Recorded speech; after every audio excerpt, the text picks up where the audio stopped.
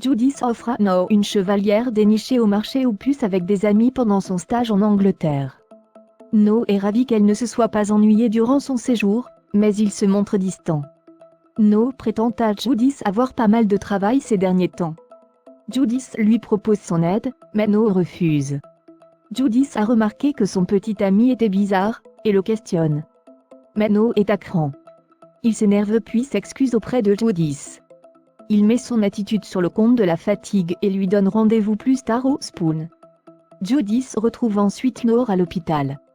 Elle lui a rapporté des souvenirs d'Angleterre, un mug à l'effigie du chien de la reine d'Angleterre, et un coffret de soins provenant du meilleur spa de la ville où elle a fait son stage.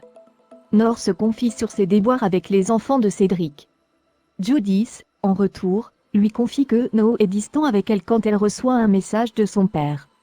Elle doit le rejoindre pour visiter un mât à vendre. Alex et Judith rencontrent Robert Harmon, le propriétaire de l'exploitation. Alex a eu un coup de cœur la veille pour son mât. Mais Robert Harmon est propriétaire de l'exploitation depuis plus de 30 ans. Il ne veut pas vendre à n'importe qui. D'ailleurs, il se montre peu accueillant, un brin réactionnaire et misogyne. Judith ne se laisse pas faire. Robert Harmon leur présente ensuite son employé, Justin. Le futur propriétaire du mât doit s'engager à le garder. Judith est passée au mât des Joss et a vu le panneau changement de propriétaire. Elle rejoint Noah Spoon qui lui avoue qu'il ne s'en sortait pas depuis qu'il a repris le mât. Son grand-père avait mal géré l'exploitation et lui avait caché qu'il avait des dettes. No a compris qu'il ne pourrait pas s'en sortir quand Judith était en Angleterre. Il n'a pas voulu l'ennuyer avec ses problèmes. No n'a donc pas eu d'autre choix que de mettre le mât à vendre avant que la banque ne l'oblige à le faire. Judith a de la peine pour lui d'autant plus qu'elle sait à quel point No adorait son mât. Alex et Judith ne se montrent guère optimistes sur leurs chances d'obtenir le mât quand Alex reçoit un appel de l'agent immobilier. Robert Harmon accepte de leur vendre son exploitation. Alex, Judith et Chloé sont heureux. Nathan en peut plus du foyer pour réviser, il y a plein de bruit. Mona lui propose d'organiser des séances de révision à la coloc. Il pense que deux cassos ensemble ça va pas le faire. Étienne a convoqué Nathan. Il lui dit qu'il doit se réveiller. S'il continue comme ça, il va rater son bac.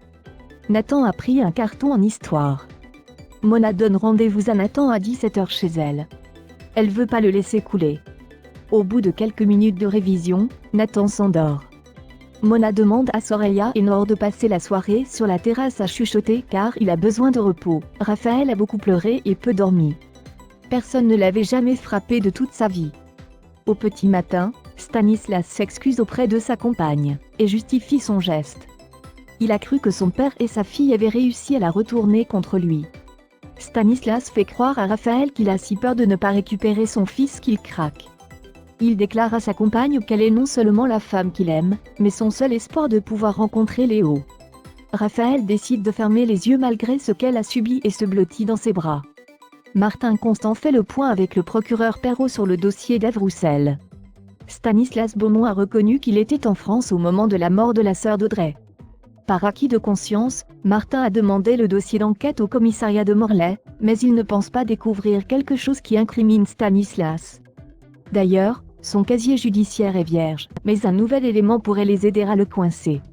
Ils ont appris par un ex-patron que Stanislas avait eu une liaison avec une directrice d'hôtel au Cap-Vert il y a 3 ans.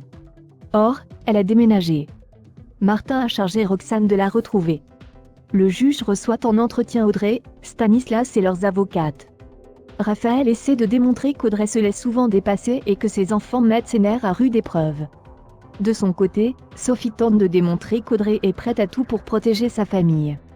Mais Raphaël souligne qu'elle met l'équilibre psychique de Léo en danger. Elle explique au juge que le petit garçon vient d'apprendre que son père était vivant, que sa tante lui a menti depuis 7 ans et qu'Audrey l'empêche de voir son père. Audrey a les nerfs à vif, et perd son 5 fois. Elle accuse Stanislas d'avoir tué sa sœur. Le juge ne fait aucun commentaire. Chloé lui assure qu'elles vont tout faire pour que sa mère ne soit plus sous l'influence de Stanislas. Mais pour y arriver, elles doivent rester soudées et continuer à se battre. Pendant ce temps, Léo confie à Jack, Jordan et Lizzie son désir de rester avec eux et Audrey. Jordan lui assure qu'il peut compter sur leur mère pour se battre pour qu'il reste avec eux. Léo est inquiet et s'assure qu'il pourra toujours continuer à les voir, et ce même s'il est obligé de suivre son père. Jack, Jordan et Lizzie considèrent Léo comme leur petit frère, et lui assurent qu'ils sont inséparables. Mais pendant ce temps, Stanislas les épie de loin. Le soir venu, Audrey appelle ses enfants pour passer à table. Léo n'est pas dans sa chambre. Lizzie l'a vu descendre les poubelles un peu plus tôt. Mais Audrey commence à paniquer. Elle est là depuis une demi-heure, et ne l'a pas vu sortir de l'appartement. Jordan part chercher Léo dehors, mais il demeure introuvable. Lizzie appelle Léo sur son téléphone. Son smartphone est posé sur un meuble du salon.